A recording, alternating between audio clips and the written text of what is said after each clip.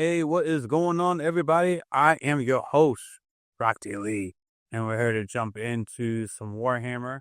I'm checking out Majorkill's Every Sister of the Battle Order. God, wow. Every single sister of battle order explained. I had a hard time with that sentence. Anyways, I've already checked out West Hammer's Every Sister of Battle Explained. I then checked out I know I've been on a weird journey. Every Sister of Order Faction Explained by Majorkill. That one was really hilarious. So I was like, I'm gonna check out Every Sister of Battle Explained third. But this is the one I'm gonna release first, then every faction, and then Wes's video. Just because there's actually no particular prime or reason. Actually, I don't know if I'm gonna do that. I might just jettison my entire plan. Nah, I'm gonna do it in order. Forget it. Don't even worry about it. We're just gonna do it in order. Anyways, if you have anything to recommend, please use the pinned comment to recommend things. Check it out. Because when I'm looking for suggestions, I'm like, yo, I'm gonna not react to. Let me go look at my suggestions real quick. I just go to the pinned comment. Think about it. This is a video that's gonna be here for months, years, and I want to go back and look at certain things. Scouring the entire comment section, that's probably not gonna be where I'm gonna be. Anyways, let's jump into it, guys. If you haven't subscribed to this channel and you watch these videos, please take the moment to do so. I'm enjoying this journey. I'm enjoying covering this with you guys, and I just ask for that support in terms of a subscription. Not even ads or Patreon or nothing, man. I'm just saying, yo, subscribe for the homie. Nuns with guns, battle bitches, space dominatrixes, or the object of every neckbeard's desire.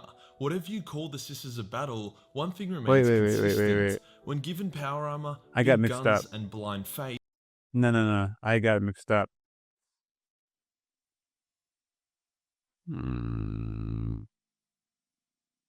There it is. G'day, guys and gal. Warhammer 40K is a very masculine setting. We have roided up space marines, deliciously oiled demigods, and oversized.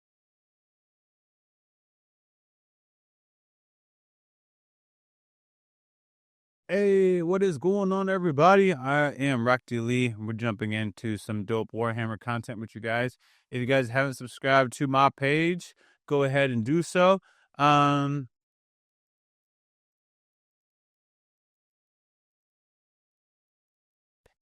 Hey, what is going on, everybody? I am your host, Lee, and we're jumping into Sisters of Battle Explained by an Australian. We're continuing this dive of getting some more from the Sisters of Battle before I jump on to other groups, and we're still continuing our Primarch dive.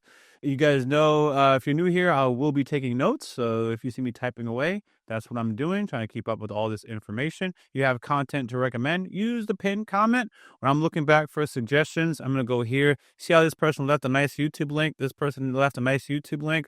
I'll be circling on to those kinds of comments when I'm looking for things. Last but not least, hey, if you're watching this and you haven't subscribed, please do that. Not even selling you nothing, not even pushing the Patreon, nothing, man. Just looking for you guys' support and your engagement. And that does a lot for me in terms of just exploring some interest and sharing it with you guys that care to follow the journey with me. So please do that. It means a lot. And let's jump into another Sisters of Battle video. G'day, guys and gal. Warhammer 40K is a very masculine setting. We have roided up space marines, deliciously oiled demigods, and oversized man-children. Oversized man-children. I guess it is very manly. Company means that the hormone of the day is testosterone. Despite this fact, our glorious neckbeard overlords have discovered a way to not only include girls in the setting, but make them flourish. I introduce Space Nuns with Guns. Badass. To be honest, I find this is a totally appropriate way to represent women in Warhammer. They wear armor that genuinely looks like it protects them, unlike all other female armor in male-dominated franchises. Yes. And they still do really cooked grimdark shit as well. The Sisters of Battle, as well as I the agree Sisters with that. of Silence, perfectly represent and display Sisters female of super Silence soldiers in the franchise, hence why there are literally no genuine calls for girl space marines. This also might be because there's like 3 girls that play Warhammer, but that part is irrelevant. Now just quickly, before all you lore nerds crack it at me, yes, I'm aware that the Adepta Sororitas and the Sisters of Battle are not the exact same thing. I know that the Sororitas is the name of the entire organization, and the Sisters of Battle are the military wing of that organization. However, I will use the two terms interchangeably because it really doesn't fucking matter. Today we'll go over who the Sisters are and Yo, it reminds me of when I mix up isekai and fantasy, and then people get at me because there is a difference, because you could be a fantasy without being an isekai. Technically, you could be an isekai, but not a fantasy setting. But it's like, it doesn't effing matter, bro. I'm just, whatever. where Anyways. they come from. We'll also look at what they're currently up to and if they're actually hot or ugly as shit. Before we get started though, we are so close to a massive Patreon goal of mine, which will result, for better or for worse, the production of 2 calendars, one featuring me and a hot naked chick, and the other one featuring custom Warhammer hentai, made by 12 distinct hentai artists for their own unique styles. So far I have 3 of those artists, so if you are a hentai artist or you know one, then shoot me through the details and I'll look at getting something commissioned through them/you. This is crazy. Only $1 on Patreon helps me out a shitload and if you guys access to a lot of naughty goodies. So please He's consider so it if you for enjoy real. the video. He's Let's so get into for it. real. I think This I'm is going. a battle. Brides I'm going of to the do it. Emperor, Adepta Sororitas, bolter bitches, nuns with guns, or simply the dominatrixes are a relatively new faction that formed due to some religious people doing typical religious stuff, as well as a cheeky bugger exploiting a legal loophole. We haven't really covered much of the mid-30th millennium on this channel because all the exciting shit is either happening now or 10,000 years ago, but the sisters were a highlight of it. It's been 3 times. I am going to join this band's Patreon, and that is for sure. So we get to learn a bit about it today. The Imperium, despite being a unified empire, is a very divided place. All the political parties, the Inquisition, the Administorium, the Ecclesiarchy, the Astartes, the Mechanicus, they all vie for varying degrees of political and physical power within the Imperium. This all came to a head when some dick called George Van Dyer was able to lie, manipulate and assassinate until he became the head of the Ecclesiarchy and the Ministerium, making him the most powerful man in the Imperium. He exploited religion to basically drive half of humanity into a violent, zealous rage. Nothing's changed. Overall, he sucked, but due to the Astartes and Mars, the other 2 most powerful organizations, not really giving a shit about people, he was allowed to continue his bullshit. The Custodians also didn't really care, as the Emperor was not directly threatened by a bunch of wacky bitches whipping themselves while jacking off onto the Bible. During this madness, Georges heard of a convent of hyper-faithful women on some planet. They were Just totally like me, devout for to the real. Emperor in every way, He's like, I shape, wanted or that. form. As such, Georges wanted them to serve him directly, as it would look like the Emperor had his back. Using a cheap magic trick, Georges was able to convince the nuns that he was the chosen of the Emperor, hence they agreed to become his bodyguard. Wes kind of made it sound different, and I'm not picking, but I like that. Well, I shouldn't say I liked. Well, I do like that. I like that it wasn't just, oh, he saw this cool group, wouldn't it be cool for him to fight, and defend me? But in this one, he's saying that it'll look like the Emperor has his back because he'll have the most loyal group to the Emperor having his back. You see, so it's actually potentially valuable checking out both videos, because from Wes Hammer's video, he explained that, I'll tell you. I'm sure he also used them for other things, but the writers don't really go there. They were trained within an inch of their life, brainwashed with the religious fervor so much that they basically made them unbreakable super soldiers. They were then equipped with Sermite power armor and bolters, hence making them a genuine match for a star. Basically made them unbreakable. Sure, he also used them for other things, as it would look like the Emperor had his back. Using a cheap magic trick, Georges was able to convince the nuns that he was the chosen of the Emperor, hence they agreed to become his bodyguards. I'm sure he also used them for other things, but the writers don't really go there. They were trained within an inch of their life, brainwashed with the religious fervor so much that they basically made them unbreakable super soldiers. They were then equipped with Sermite power armor and bolters, hence making them a genuine match for Astartes, at least in range combat anyway. Eventually, the Galaxy rose up against Van Dyer, and instead of fixing his ways or attempting to gain new allies, Van Dyer declared all Astartes and Martians to be traitors and heretics, then locked himself in his palace all with a couple of Astartes thousand and sisters of Martians? battle to protect him, and probably help him relieve some tension. Don't worry, baby, the Emperor said it was okay.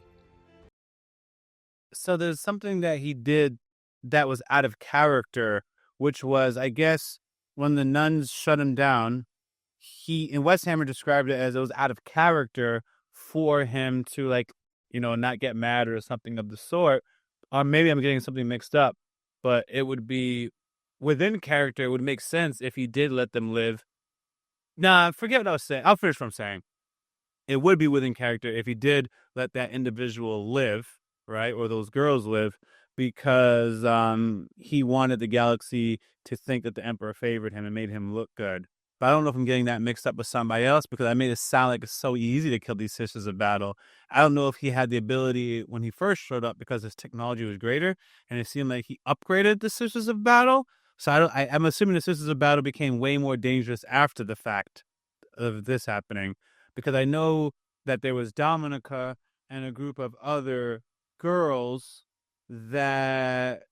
All right. Now it's actually beneficial to watch both videos. Okay, so here's where I'm at.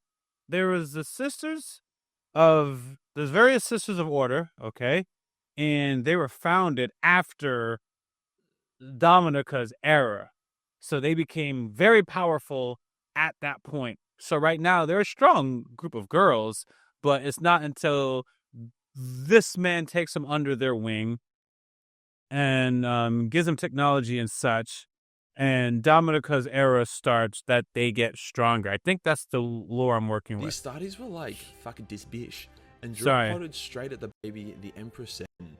Don't worry, baby, the Emperor said it was okay. The Astartes were like, fuck this bitch, and drop-potted straight at the palace. However, they were actually held back by the Sisters of Battle. To the credit of the Sisters, the Astartes literally couldn't get through to the palace, hence the battle was drawn out for months. The Sisters of Battle outnumbered the Astartes and matched them in firepower, armor, and determination. The Sisters' Matched them in faith in the Emperor firepower and also had pushed them numbers. beyond normal limits, as they would just Face. never give up. Some Sisters' faith was so strong that it manifested as a subtle warp powers to boost them even further. Eventually a custodian was like, this is fucking retarded, and led the famous Sister of Battle, Alicia Dominica, and some of her space nuns to the Emperor. The Emperor was like, joke's over, go kill Vandaya, then meet me back here at nighttime to celebrate. Alicia was like, say no more daddy. And then she went and killed Vandaya, hence ending probably one of the more autistic threats the Imperium had faced. After Vandaya was dead, the Ecclesiarchy was no longer allowed to field any men under its command, to prevent a rise up like this happening again. Hence they decided to instead field and grow the Sisters of Battle to be their army, as this was technically okay. None of them were men. Loopholes OP. Over the following millennia, the Sisters of Battle... So I think that homie could have killed them when he first came and they rejected his proposal, but he did it because he wanted them to join him. He used his trick, his magic shield or whatever, to get them to believe that he was blessed by the Emperor or something like that. They get upgraded and so forth. They become the only fighting force of the church or the religious group, aside from the machinist mechanist, who has their own way of doing things, and they get stronger over time. Battle grew into their thousands strong and spread across the galaxy in convents. They were a shared military force between different inquisitorial orders, such as the Ordo Hereticus. Basically, all of the factions of the Imperium that burn anyone who they think might have caught a whiff of chaos usually has access to the Sisters of Battle. Now, even though the Emperor did his best to try and make everyone become an atheist, his time spent as a quadriplegic has actually benefited from the opposite coming true. Due to the combined belief of countless people, the Emperor can do wacky shit with the warp, including making some people living saints. Basically, an extremely devout and brave individual will need to die in service of the Imperium. They will then be brought back to life with new paladin-like powers, such as morale boost, holy fire, invulnerability, etc. Some revive with small or no powers, like Drossus. When this occurs, all the religious nutters have a circle jerk and declare them as a living saint. Meaning there are probably a lot of battles that involved this warp fuckery, however the Inquisition didn't notice them, so they weren't given the superficial title of living saint, if that makes sense. Yeah. The most famous of all these saints was Saint Celestine, who was also overpowered as shit.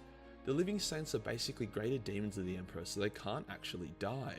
In saying that though, she has to obey similar rules, i.e. lots of faith and a lot of warp fuckery. She was once a humble sister repenter, who got repented to death along with her Sisters of Battle. But she survived, and continued to fight the good fight. Not quite yet the literal angel of death we know her as, but definitely glowing a little bit. She then insisted that they travel to some frozen shit planet, where she recovered some extremely sacred and holy artifacts, namely golden power armor and the ardent blade. With these artifacts she went from a level 30 thug to a level 100 mafia boss. She fought hard for the where do people get artifacts? Like, what is an artifact in this universe? Like, is it lost technology from the great? There's some era when technology was at its peak, and then something happened. What do they define as artifacts, and why can't they be made more of? Is it because that belong to a particular group of people? They made one of them, and they're just dead. Yeah. The Imperium in this state until she got Allah Akbar'd by some chaos dude who Allah suicide nuked Akbar. himself while fighting her. She was blown. Oh God! The jokes happen so naturally. I'm sorry if you're offended, man. I'm offended for you. That is terrible. Hold on. To a level 100 Mafia boss. She fought hard for the Imperium in this state until she got Allah Akbar'd by some chaos dude who suicide nuked himself while fighting her. She was blown to smithereens, however just like That's greater so demons, crazy. she could come back to life if the Emperor desired it, after a certain amount of time. And come back she did. She was basically the Sisters of Battle's version of the Sanguinor. Pop in, save the day, and then fuck off. Yeah, fuck Eventually, off. she would stop being a little elusive Oh. bitch when Abaddon the shit cunt attempted to conquer Cadia for like the 13th time. The weighted She ball brought with her on a bunch of ankles. Sisters of Battle and helped turn the tide of battle, even engaging Abaddon in a 1v1. An interesting point to note is that when Cole activated the Necron pylons and cleansed the warp from Cadia, the demons were banished and Saint Celestin was weakened, but not banished. This is due to the Emperor empowering the souls of mortals to create his warp entities rather than just making them out of warp stuff. Celestine would go on to stab Abaddon, causing him to run away and drop a Blackstone Fortress on Cadia, because he's a Blackstone really Fortress. sore loser. Oh Celestine my would then God. go on to help guide the survivors of Cadia to Gulliman, where they would then Oh resurrect my him. God. She then went with them to Terra, where G-Man had a heart-to-heart with Daddy, and she swore she would fight with him to save the Imperium. And she did okay until she met Khan the Betrayer, who killed the Khan. shit out of her. But yeah, holy demon, she'll He be back. killed the shit out of her. Just like how the Space Marines are separated into distinctive chapters, the Sisters are separated into orders, meaning players who use them on tabletop can kind of just make their own order if they want.